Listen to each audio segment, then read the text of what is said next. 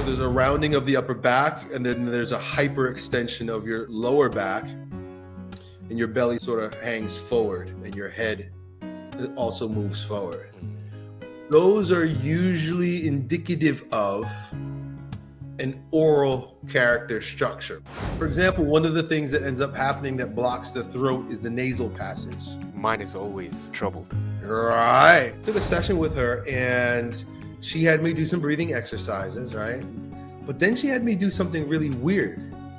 She had me lay face down on a mattress, grab the mattress, and start humping it with my hips.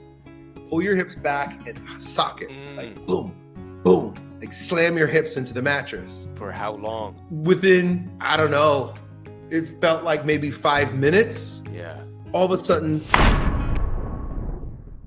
King of making men strong, Elliott Hulse. Thanks for being on the show. My pleasure, Hoss. Absolutely. I want to give a little intro and also acknowledge you. You have been my mentor since 2022 officially. And so much has changed in my life since then, specifically my voice. You are the main person that has put me on the path and gave me the knowledge about the tightness in the voice and ways to release it. And I made a video from the book King, because in it you speak about that. And you speak about it in such a way, there's one element that is so unique, I didn't hear anyone talk about it, is that when we have tightness in the voice, not only do we overthink and undertalk or overtalk, we also feel resentment when people around us are charismatic and expressive.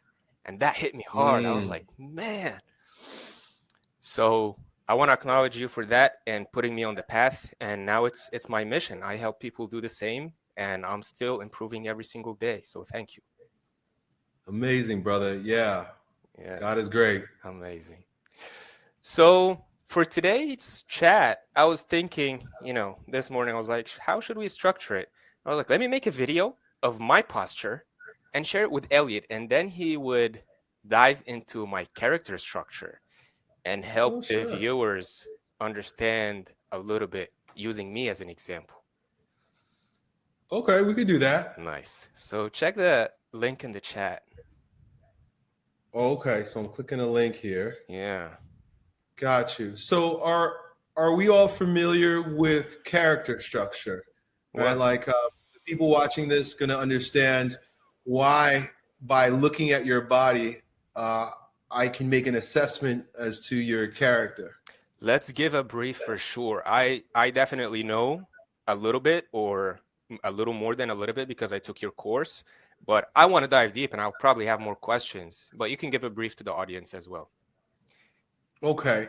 Well, so bioenergetic analysis, which is basically what Hoss is asking me to do right now, is born out of the work of Alexander Lowen. Now, that might not mean anything to you, but he comes from a very important lineage, if you will. His teacher was Whilhem Reich, and Whilhem Reich's teacher was Sigmund Freud. So these are kind of like standing on the shoulders of giants, if you will. One of the things that Freud posited was that there are psychopathologies based on defense mechanisms. Like we create mental strategies to cope with life. And they manifest themselves in different psychopathologies, and he gave them names, right? You've got schizoid, oral, masochist, psychopath, rigid. But really those first four, like the four archetypes that we're looking at. I'm going to share a chart on the screen as well, so that people can see. Well, even before character structure, before there was any like visual for this, Freud just recognized them as mental strategies, mental emotional strategies, psychological strategies that are used in order to protect ourselves, so to speak. Well, his student Whilhem Reich, following in the line of psychoanalysis, started to notice recurring themes. He started to notice that like people actually started to look like their psychopathology. He noticed that schizoid looked a certain way. Oral characters looked a certain way. Masochists looked a certain way. Psychopaths looked a certain way. And it was all very soft science. You could call this pseudoscience if you want. And I wouldn't be offended because it's kind of, it's intuitive. Mm-hmm. But he started to notice that it really began with the way they were breathing. And he noticed like there's a breathing pattern associated with people who are schizoid. There's a breathing pattern associated with people who are oral. There's a way that they breathe. The funny thing is that as a physical being, we're structured like pumps, like we're breathing machines.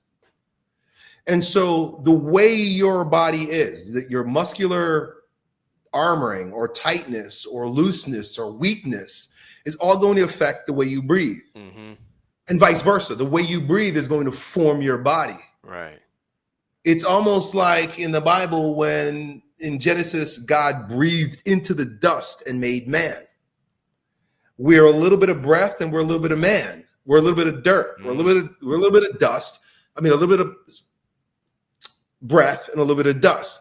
And it's funny because the word breath in Latin is spiritu. Yeah. So this is where we get the word spirit. Mm-hmm. Spirit, breath. It's interesting. They're sort of synonymous. Right. And I can go down that rabbit hole of language, but we know that like if you lose your breath, if you stop breathing, you don't necessarily die. You lose consciousness. So our breath is consciousness. Breath is spirit. It's consciousness. And that's one part of it. Mm-hmm. And it's very intangible. You can't see your breath, just like you can't see your soul. I love the analogy. But it incarnates. Yeah, sorry to interrupt. I love the analogy you gave with the jellyfish. It's so graceful. Mm-hmm. But then if it gets a hiccup in its breath, then it's not going to be graceful. It's going to have some kind of hiccup in its movement. Mm-hmm. And so that's what happens. Our body is like that jellyfish. We actually are a pulsating organism. The same way the jellyfish does this. Well, think about what keeps you alive. Your heart is doing this. What keeps your heart beating? Your lungs is doing this. So every cell in your body is matched up to that primal rhythm, which is breathing. Yeah. So to sort of just use one sentence to bring it all together, you are what you look like. Mm-hmm. You are your body. And that's a very Catholic, very Christian way of thinking of things as well. It's not some new age weird woo-woo shit. Yeah. Like God incarnated as a man. He became a man. Mm-hmm. And so it's evident that like Spirit, the Holy Spirit, takes the form of a man, and our spirit takes the form of a man. We take the form of our spirit. That's why when you die, we say that we go, that the resurrection of the dead, like so Jesus Christ resurrected, but he looked again like what he was when his body died. Yeah. So when we die and we go to heaven, Christians believe that we get a light body, but your light body will be your body. It will be this body, but elevated, like the perfect version of it, free from ailment and, doesn't age, everlasting life. Yeah. I'm kind of like using that to sort of like reconcile the two, because it could sound like, I'm a little crazy here. Yeah, I appreciate that. So if you were to explain it to a 10-year-old, because I've had several discussions about bioenergetics on the channel, and people watch it and they tell me they gain a lot of benefits, but for some reason, they still don't know what is bioenergetics. What is bioenergetics? It's just to look at the word. The word betrays what it is. Biological energy. Like it's physical energy. Like that's what keeps us alive. There's a physical energy in our body that keeps us alive, and it pulsates. Yeah. This energy pulsates. just like every energy in the world. Like they say, light waves pulsate, sounds pulsate. They can measure these things. And so that bioenergy, biological energy, energy that keeps you alive, pulsates. Bioenergetic analysis is a means by which we can look at the pulsation in your body and analyze, come to a conclusion about who you are, how you think, even what traumas you experienced as a child. Yeah. So the trauma we experience as children, it disrupts this pulsation. It creates this chronic hiccup or stagnation in it. Is that right? Yeah, it can. Yeah, injuries can do it. You know, just mental strategies can do it. Anything. It's a lot of it's genetic because you come into the world with a body that's kind of like your parents. Right. So there are those that would posit that generational curses or, you know, generational sins can be passed on through the body. You can carry your mother's wounds as she passes them on to you physically in the womb. Right. It's not a woo-woo thing. It's like, how is the body formed? Because it's going to dictate how the mind operates. I believe that. Form equals function. Form equals function, right? Right. So we have the bioenergetic, the spirit or the breath in our body, and then hiccups that can happen disrupt it, or we can take it, we can inherit some of those hiccups in it. And then we have the character structures to kind of psychoanalyze and figure out which ones we are, or what are things we can work on, our weaknesses, our wounds. And then from there, we can do exercises to become more charismatic and more the strongest version of ourselves. Yeah, it literally is just exercise, right? Like if you got tight shoulders, well, what are you going to do? Well, you want to remove the tightness. Why? So that you can feel better and be more mobile. Yeah. Well, if you have tightness in your throat that's causing you to not speak with fluidity and groundedness, well, then what do?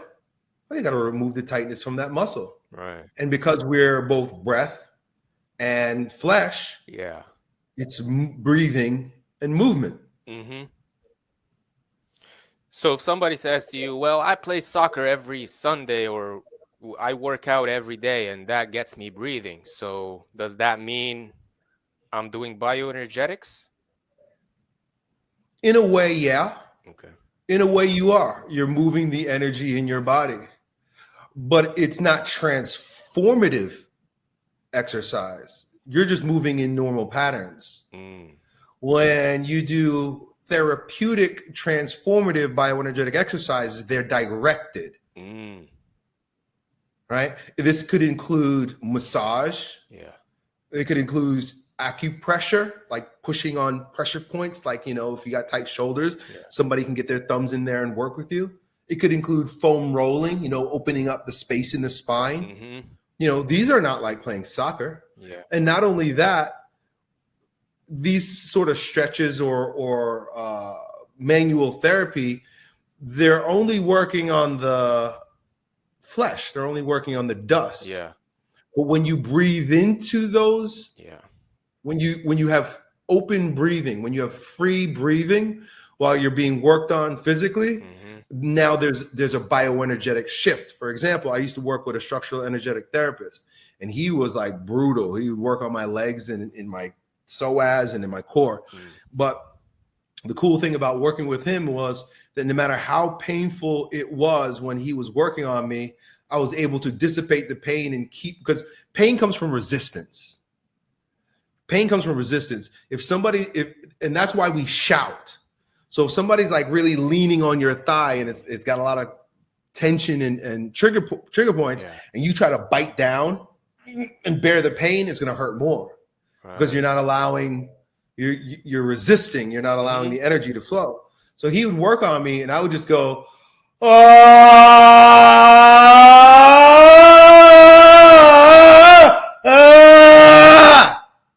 So that sound, you know, I'm not screaming in agony. Right. I'm opening my throat so that the sound and the energy and the breath can pass through. so he could keep working on me, and I'm not in great pain because I'm not resisting it, and I'm breathing and I'm shouting. Yeah. I have a lot of accumulated tension in my solar plexus from when I was a child. I was so proud of my abs, the strength of my stomach, and I would challenge my friends. We would flex and punch each other in the stomach. And I would take these hard punches and I would not flinch, not scream or nothing. And now, because I resisted, right, I suppressed all that energy. Now when I'm doing bioenergetics, I feel punches in my solar plexus, in my diaphragm. Yeah, I used to do the same thing. Yeah. Yeah. Yeah. Man. Yeah. So those are traumas. Yeah, for sure. Yeah. And they get And trapped. it probably And has you a can lot of release them. Yeah, it probably has a lot of emotional aspect to it, right? And we can probably relate it to the character structure. It might. Yeah, it might. I mean, the body is I mean, everything in a way is emotion. Like emotion means energy in motion. Yeah. To emote, is to act out. Mm-hmm. Right. So it's like anytime we're moving, it's sort of an emotion. Yeah. Right. That's cool. Bioenergetics is the opposite of stoicism. Huh. Maybe. Yeah. The thing is that stoicism would be, I think, more of a willful act.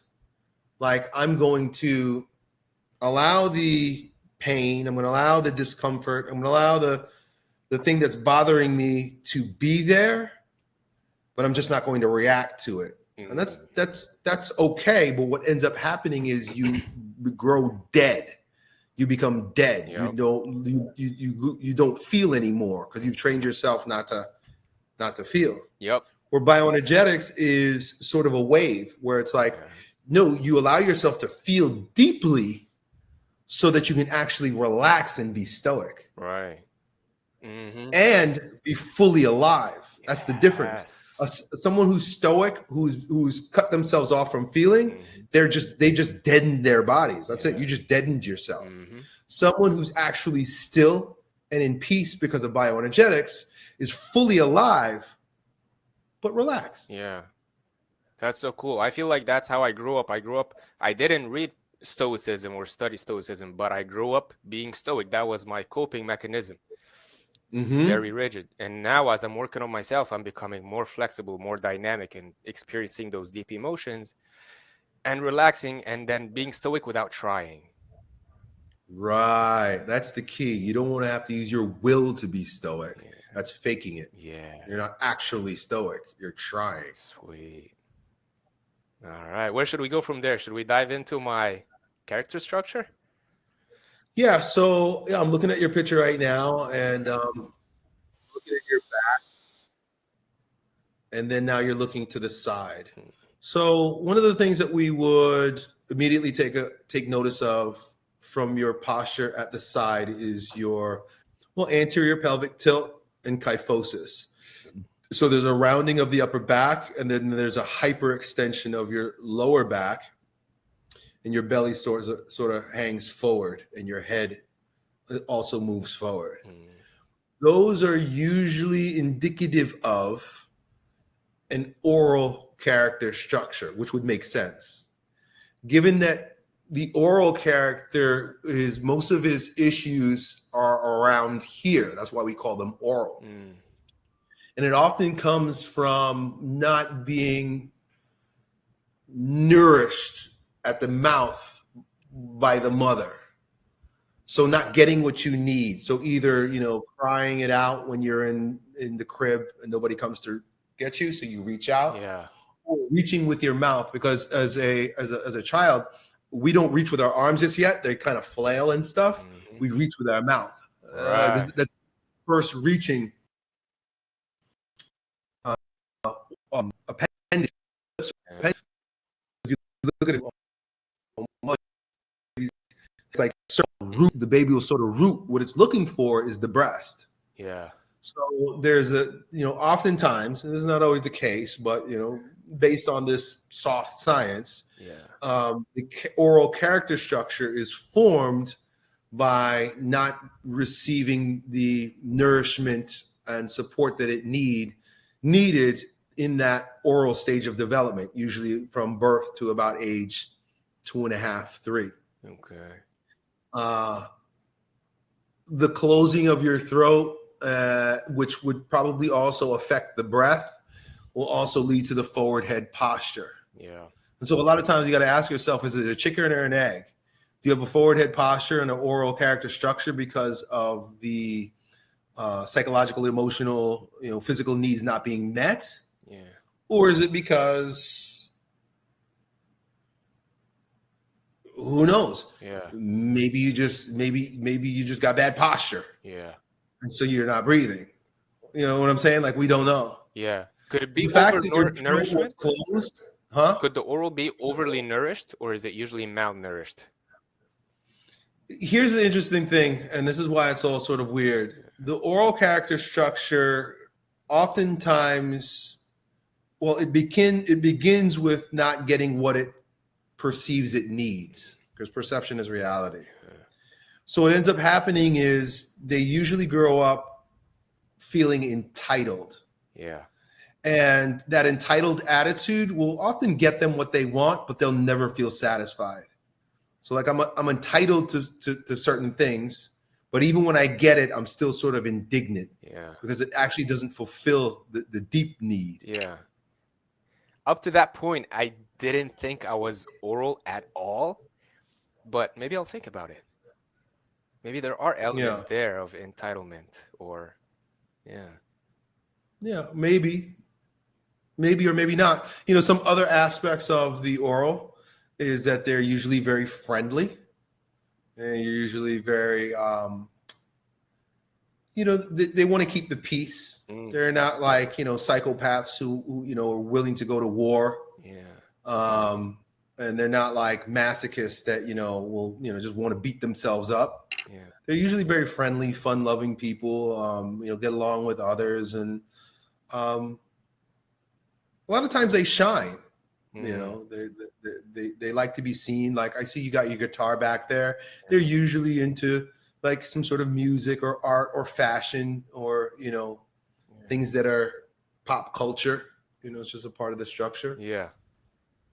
But I'm just going based on what I see on your profile. Yeah. And, It's helping me connect with something that I may have not paid attention to before. Yeah. But there's also, especially oral and schizoid, there may be a little bit of a crossover because they're so close. Yeah. Like the psychopath and the masochist, there's a little bit of crossover because they're close. And in fact, there's a spectrum.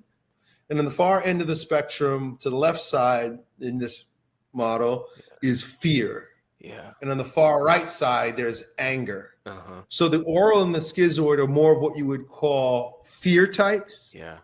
And the fear type, you would call them that because they're more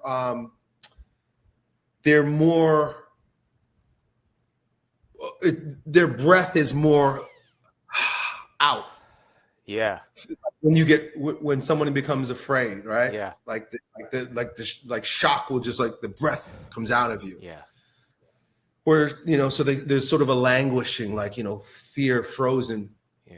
And where on the other side of the spectrum, the anger is more of an in-breath, puffed up. Mm-hmm. Right? I have a little bit of So that. with the oral and the schizoid, you can get a little bit of a crossover. And the fact that your throat was cut off could very much be elements of schizoid. Yeah. The schism. Because the throat is the chimney between the head and the body. It's the gateway. Okay. And so schizoid has everything to do with being cut off. So there's a tendency for the schizoid to be cut off from their body. Right. And it usually happens, across the ocular segment, jaw, and throat. Mm-hmm. They become very And heady. The body is, that's where the retreat, the out of fear is. So you got to retreat somewhere when you're afraid, right? And so they retreat up to the head. Yeah. And so a lot of times they will live a life where the body is not integrated with the very colorful mind. usually a lot of scientists and artists and like, you know, psychics, like people who like, you know, prophets, like people who can see stuff and hear stuff. And like there's a whole world, like they're connected to the transcendent. But then it like the body sort of languishes or is just being dragged around by the head. Yeah. So cool. Yeah. Okay. But again, this is all, like I said, like none of this can be written in stone because literally we're working with the soul. Yeah.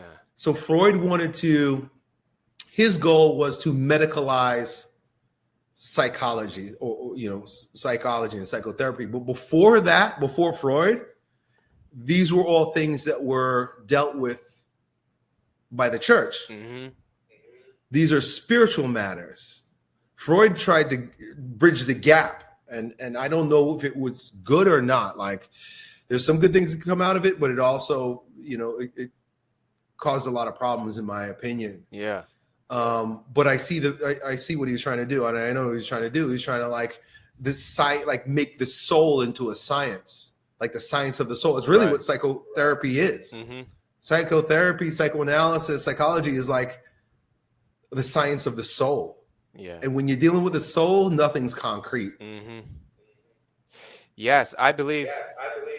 You know, he taught us the king, warrior, magician, lover, right? I have the book right here. Mm-hmm. So I have the king, right? Mm-hmm. I have make men strong again. Oh man. And then I have king, warrior, magician, lover. That's dope. And king, warrior, magician, lover has been guiding my life since I joined your program.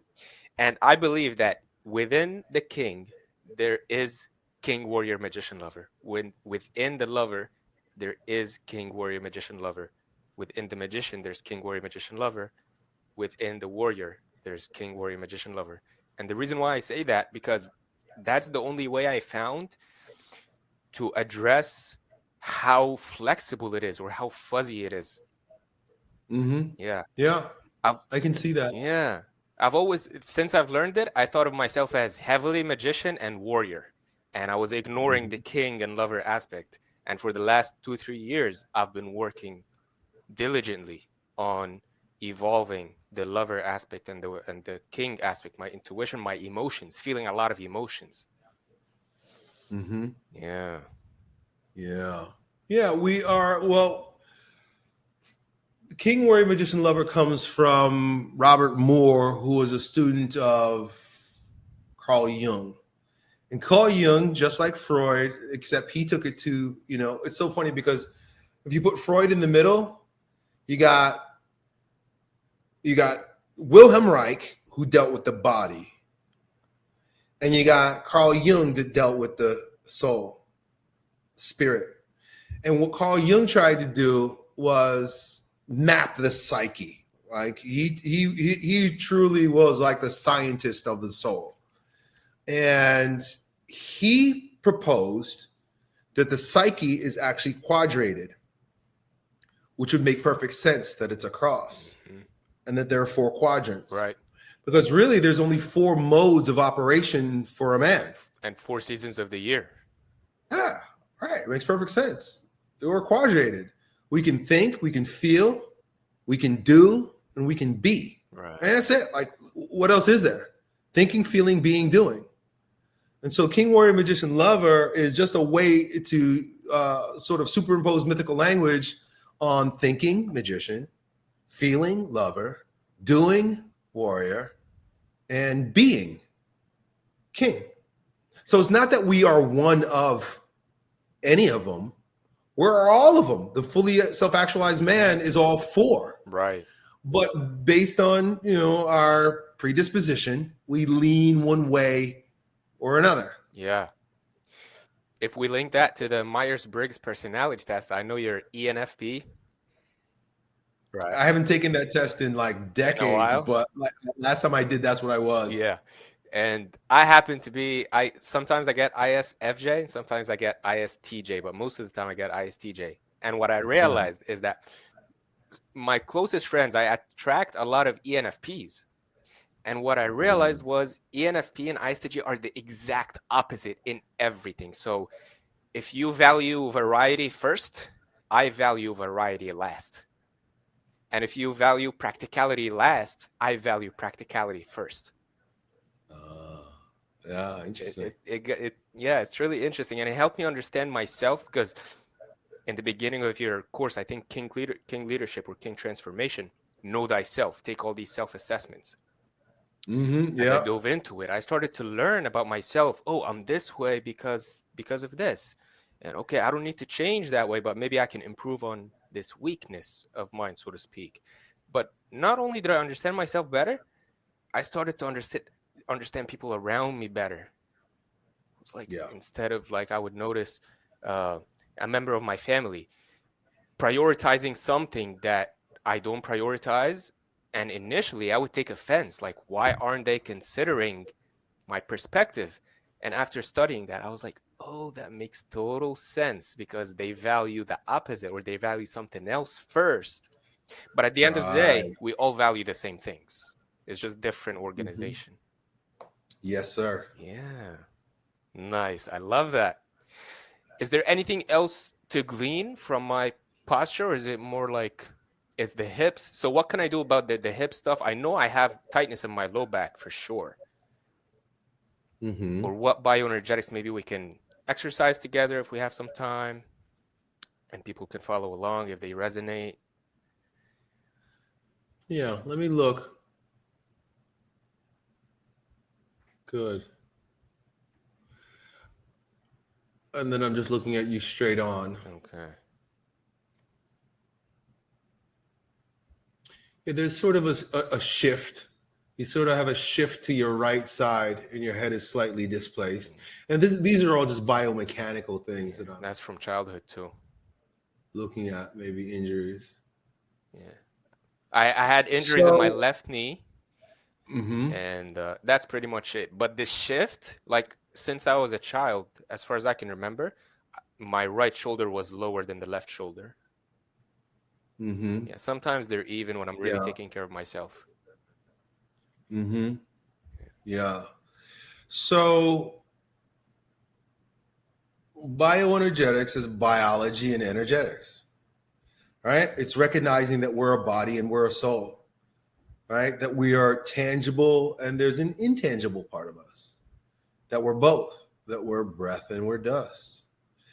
And it takes into account the fact that you can use the body to affect the soul, right? You change the body. Like, think about people who've, lost weight. Now they carry themselves a little differently. Their charisma is a bit different. Right. It's like, wow, you changed your body and like you changed your life, Yeah. right? A lot of times they get less funny. Yeah. So you could work from that perspective, which is more tangible, and you're working with the mortar of the body, the sinew, the muscles, the bones, the tendons, and such. But you could also work from the aspect of breath, and the breath can make a change to the body. Like, you can work with the breath to open up feeling in areas of the body that are dead. Yeah. Areas of the bodies that lacks feeling. Yeah. And then when it opens up to feeling, it starts to look different. Yeah. And will change the way you breathe and ultimately change your posture. Yeah. So with the oral character structure, a lot of what's required is a deeper breathing into the chest, the heart. Also, getting feeling to drop below the pelvis and into the legs. Yep. Getting vibration back into the legs, feeling back into the legs, because the oral character structure, energy rises and it consolidates in the mouth and in the face. Yeah.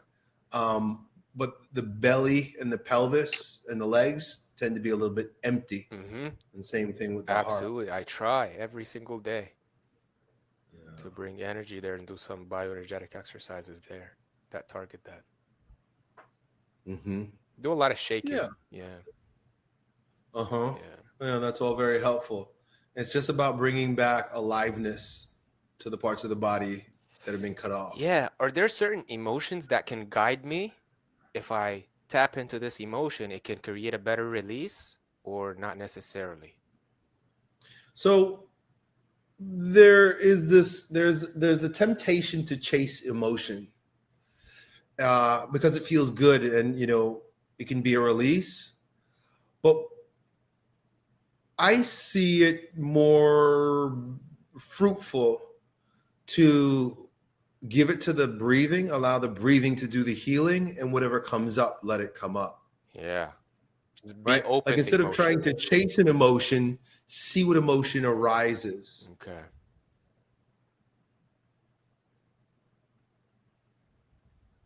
Right? And oftentimes, based on where in the body there's holding, the emotion that's associated with it will arise when it opens. So, for example, my very first experience with bioenergetics, I don't know, this was like 2002. And I was in New York City, and I took a private session with a woman who was offering this form of body psychology therapy I've never heard of. I thought it sounded cool. So I took a session with her, and she had me do some breathing exercises, right? Deep into breathing with the bow. But then she had me do something really weird. She had me lay face down on a mattress, grab the mattress, and start humping it with my hips. Now, it wasn't like, like a masturbation kind of thing. She literally was just like, it was like an exercise. She was like, pull your hips back and sock it. Like, boom, boom. Like, slam your hips into the mattress. And I don't know what the hell's going on. I'm just listening to her. I'm like, okay, fine. I'm breathing. She says, just make sure you're still breathing. Yeah. Keep breathing and socking your hips into the mattress. That's what she For kept how saying. long? Sock it. Within, I don't know, it felt like maybe 5 minutes. Yeah. All of a sudden, a dam broke. Like something just broke in me. Wow. And I broke out in laughter. Like laughter. I'm laughing like so hard I couldn't control myself. Yeah. Uncontrollable laughter. And I'm like apologizing to her. I'm like, I'm sorry, like we're supposed to be doing this thing, and I'm laughing, and I'm like, I can't help myself. And so I'm telling her I'm sorry. She's like, no, it's okay. Let it be. Like, just keep laughing. Yeah. I'll wait till you're done. And I was like, what the heck was that? Trap joy. And that's what she told me. She's like, your pelvis is your joy center. Wow. Your dick is like your joystick. And she explained to me that I had some repressed joy. She said somewhere, somehow I picked up on the idea that it's not good to be you're not a good boy if you feel joy. Yeah. So I was like, wow, well, I don't ever remember that. But I'm not saying that you're wrong. But what I do acknowledge is that something was there. Yeah. And it just got released. Yeah. And it was crazy. And then it's so funny because this is like, you could think like, people who do go on like ayahuasca trips or, use LSD or do drugs. Yeah. Like, you get a high, but then the high is over Quickly. But this transformed something physically in me. Yeah. That never was the same afterwards. I remember going back home and having sex with my wife, maybe a few days later. And that same laughter happened after orgasm. Yeah. And I'm like, my wife was confused. She's like, what? Like, I never did that before, and we had been together for, a decade at that time. And I knew that it was because there was something brand new, something that was released within me. Yeah. That even to this day, depending on how relaxed I am when I ejaculate, right. I could be laughing for a little while. That's cool. Interesting. So after all this time, the laughter still comes. Yeah. Okay. Yeah. It depends on how relaxed I actually am, Okay. Like That's cool. If I'm tense, it won't work. Yeah, so if I'm relaxed and we're fully in the moment and I orgasm, I'll just laugh and like tears can come to my eyes sometimes. Okay, so I'm gonna add that to my bioenergetics routine. Do I do it with such intensity that it feels like an intense workout at the end, or do I do it kind of like gently So it's kind of like a light 5 minutes. Bioenergetics can be rough. It can be tough. And that's why you need a coach a lot of times. Yeah. Because if it was left up to me, I was tired. Like I remember sweating. Yeah. I probably would have stopped. But she was like, just keep going, keep going, keep going. And I didn't know what I was doing. So I just trusted her. Right. And she knew. And so, yeah, like there are times to be gentle, don't get me wrong. But there are also times that you have to run head first through the block. Okay. Did you do it afterwards as a upkeep, kind of like weightlifting? You do the same exercises over and over? I never did anything ever again until many years later. I mean, literally 10 years later, 2012, when I met Dr. Glazier, but I was in Florida. So that was my first and last experience for 10 years. Yeah. That was in New York City. And a year later, I had moved down to Florida. And that was it. Yeah. Fascinating. So what can we do today? Can you guide me through something that we can do? Yeah. Sure. So you have struggled with your throat, although you've made a lot of progress. Yeah. Yeah. Maybe we could do something with your throat. Yeah. What are your thoughts? Yeah. Let's see. What else? But yeah, what could it be? Is it the gagging? So it could be. Yeah, there's a lot of things that we could do. Okay. Now, normally when I do bioenergetic sessions, I have the client lay down on their back and, take off their shirt and, so I'm looking down at them and we can then build up because there's an accumulation that needs to happen for the breakthrough to be available. Yeah. And that could take, first of all, it could take, 20 minutes to an hour to get to that point, or it could take multiple sessions to break through, to get the energy to rise up and get the person to trust enough to let go and allow there to be a breakthrough. But since we're sitting and, we're doing this interview, I'm just going to show you, we'll do some of what would be helpful in a bioenergetic session where I start to notice that the person is not opening their throat. Yeah. Right. So one of the things that's unique about bioenergetic breathing is that we do it with the mouth open.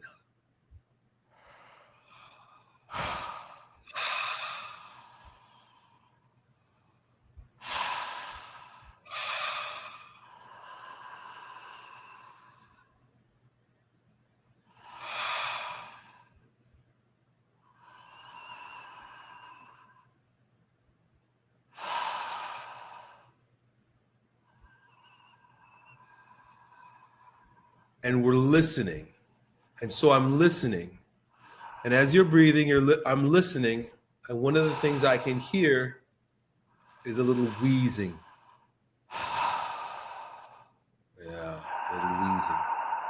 Or if I hear something that indicates that the throat is closed.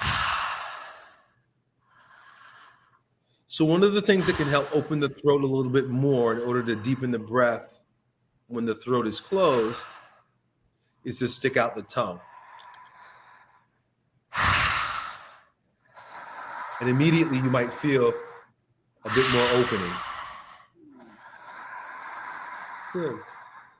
Revealing a lot of tightness. Yeah. So as you're breathing, listen, two things I'd like you to do is to breathe into your belly, but try to keep the shoulders down. Tingling all over my body now. Yeah. And try to breathe on the exhale without making noise. Make it quiet.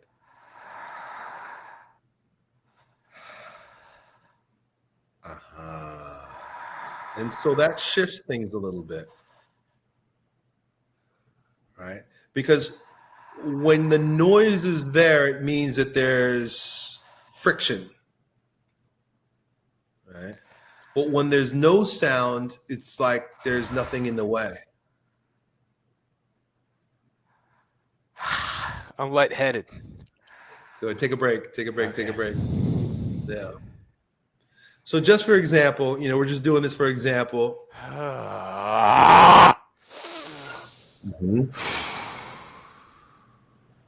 Yeah. That's good. With guidance, it's totally different. Yeah. Yeah. Yeah. So you've been doing a lot of this on your own, which is totally helpful. But there may be a few little things that's hard to see, when you're doing it by yourself. Yeah. For example, one of the things that ends up happening that blocks the throat is the nasal passage. Mine is always troubled. Right. Yeah. And so as we start to open the throat, the back here starts to recede, and then there's more freedom in the nasal passage. Yeah. So you might even try to open it. Excuse me. Yeah. By breathing with the mouth open, but also trying to breathe through the nose and the mouth at the same time. You might even need to flare your nostrils. Yeah. Good. And keep the neck and shoulders relaxed. Let the breathing go down into the belly. And don't try to make the breathing happen. Allow it. Don't force it.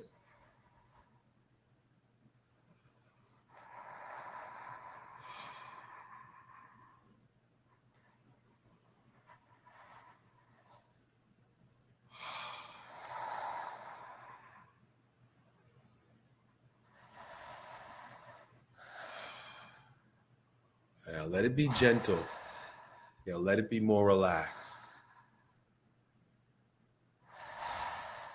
Good. Keep the shoulders and chest relaxed. Let it be in the belly. When we allow the breath to be focused on the belly, it's like we're allowing the diaphragm to drop, which allows the belly to expand, and that creates the pumping mechanism. It keeps the breathing deep.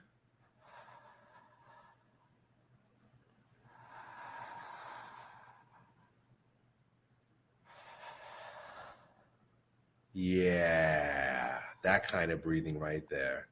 Much more relaxed. Good. And a little bit more circular, meaning no pausing at the top or the bottom. Get to about 80% full and 80% empty. So don't go the full way. Say 85, 90%, right before your capacity. Yeah. So that would pick up the pace.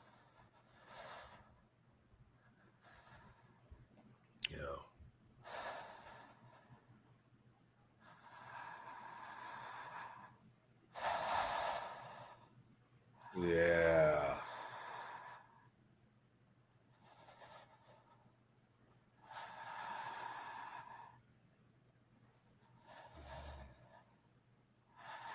So let's come back and try something a little different, just to give you a different sensation. So good. I'm feeling charged in the solar plexus like crazy.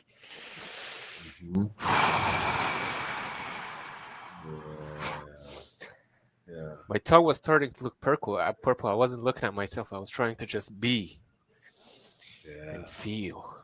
Cool. So another way to open the throat that's helpful is with humming.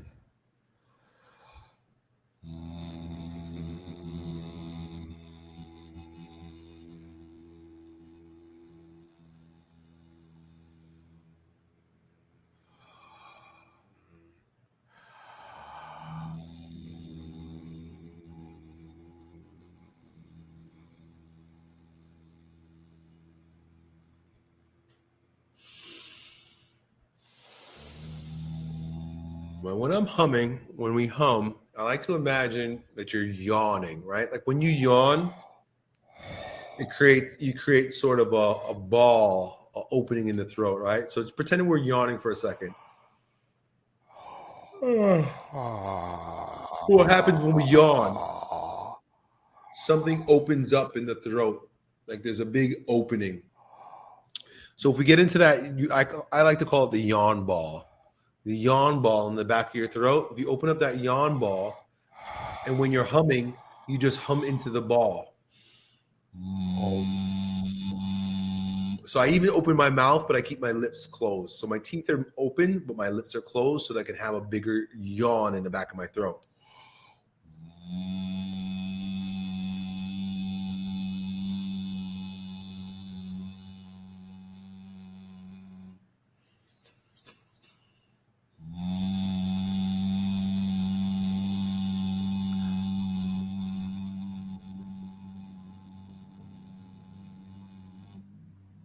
And if done right, it'll almost feel like there's a vibrating in your chest.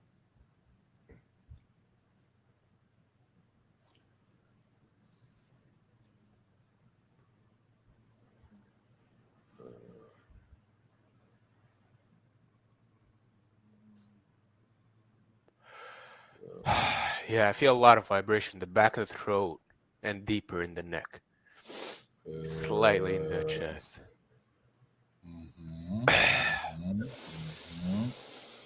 You can hum and you can do all kinds of toning. And it's interesting that word toning, we're talking about sounds, tones, but recent science in, trauma release therapy and into neurobiology has really been focused on the vagus nerve. The vagus nerve, it travels through the whole body. It's like it innervates the heart, the lungs, the stomach. It's just like it's everywhere. It's this long wandering nerve.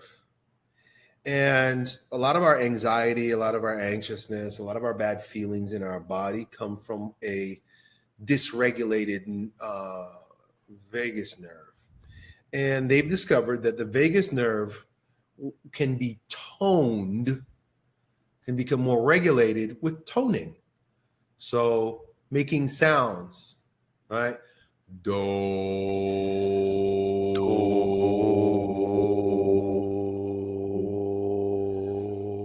re,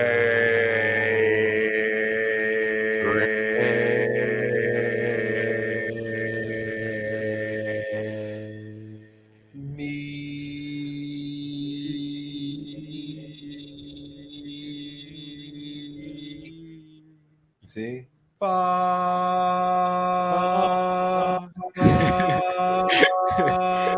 I'm getting the joy now.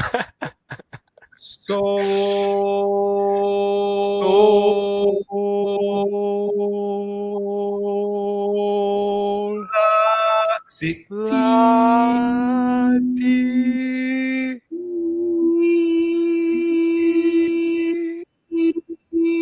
Yes, when I hit the higher pitches, I laugh. I didn't have those higher pitches 2 years ago. Impossible. Interesting. Yeah. Yeah. So you've been practicing, and that's all very bioenergetic. Powerful. Powerful. Mm-hmm. Wow.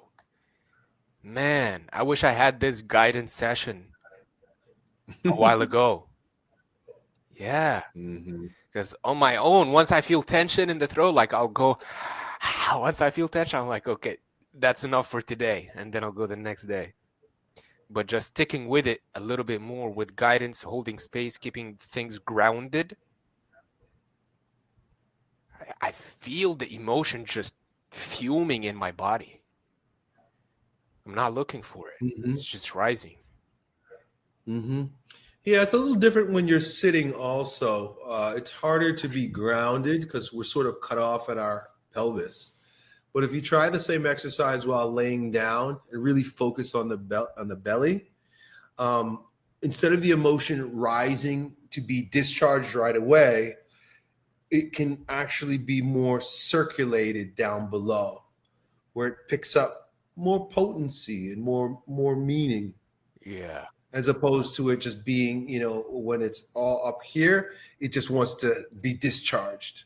Ah, right. It becomes more in a way. So we can discharge through the top and through the bottom, right?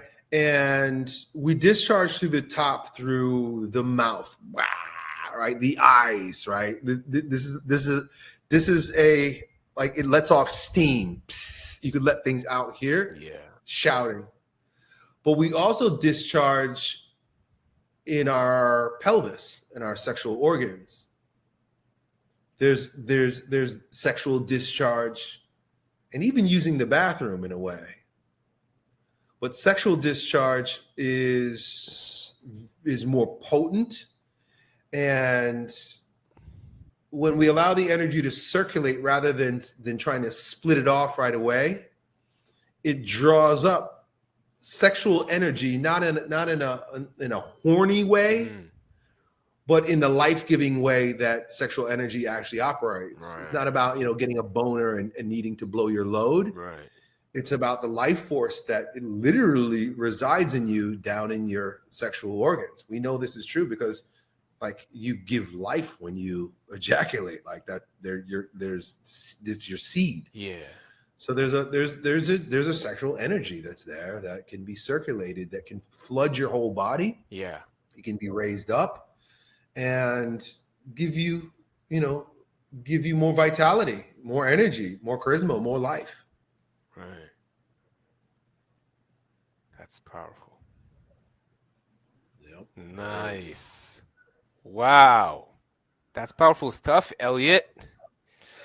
All right. So any other notes or exercises that are coming to mind? Or should I maybe ask you last few questions so we can wrap it up for today and catch up later? Well, we're doing some subtle movements with the breathing, but also just things like rotating your neck and your throat. This is helpful. Right? And couple it with your breathing. This is helpful to release the neck, the throat in a way. And then there's also pressure points, right? Just by putting a little pressure on my throat right here, on the muscles, my scalenes, the muscles, extra respiratory muscles here, my throat opens up. That's why my voice is a bit deeper, right? Right here. And so a lot of times, or just going like this, I like to take my hands and put it here and sort of massage these muscles under my jaw. That helps to release it also too. Nice. And of course, you could work with manual therapists that can actually get inside your throat and inside your cheek and work the muscles in here. There's a lot of tension that happens here in the jaw and even across and under the eyes. So, yeah, there's a lot to explore. Yeah. I think I mentioned before, I watched a video of me interviewing a friend for his channel about 4 years ago. And it came up by chance, like a couple of weeks ago. And I looked at it and I was speaking, my mouth was not moving. I was speaking like this. So tell me. But now when I look at my videos, my mouth is actually moving. All that. Yeah. Interesting. Yeah. Using your mouth a lot more. You're not so tight-lipped. Yeah. Anytime I feel emotional release or I'm experiencing something, I have to crack the back of my neck. It's almost like, because I guess the nervous system starts here and then down to the spine and then everywhere. Any emotional release, if it's in my hips, belly, throat, at some point I'm going to have to crack my neck and massage this area to kind of like, okay, check. Isn't that? Yeah. Reich believed that you should start at the top. So he would work a lot with the ocular segment, the jaw, the throat, and the neck, like you're talking about. Yeah. He believed that this needed to be released first in order to allow a syncing to happen. Nice. It's a lot of validity to that. My mentor, Dr. Glazier, taught me the opposite. He said, start with the belly and allow the energy to rise up, work your way up the chain rather than down. So I don't know if one is right or wrong, but what you just said kind of validates Reich's idea that like release has to happen from above as well as below. Interesting. Uh, So cool. All right. Well, I want to be respectful of your time. Anything else? Any gems? Any insights? No, I'm here to serve. You know, if you got questions, I got answers. You got answers. Oh, Uncle E. All right. So in ending, if somebody asked me what is it that I admire about my mentors, I would say qualities like knowledge, service or servitude, and care. And I see a lot of that in you. And you're one of my most influential mentors, needless to say. If I ask you, getting to know Elliott, what are qualities that you admire about mentors that you've had in your life?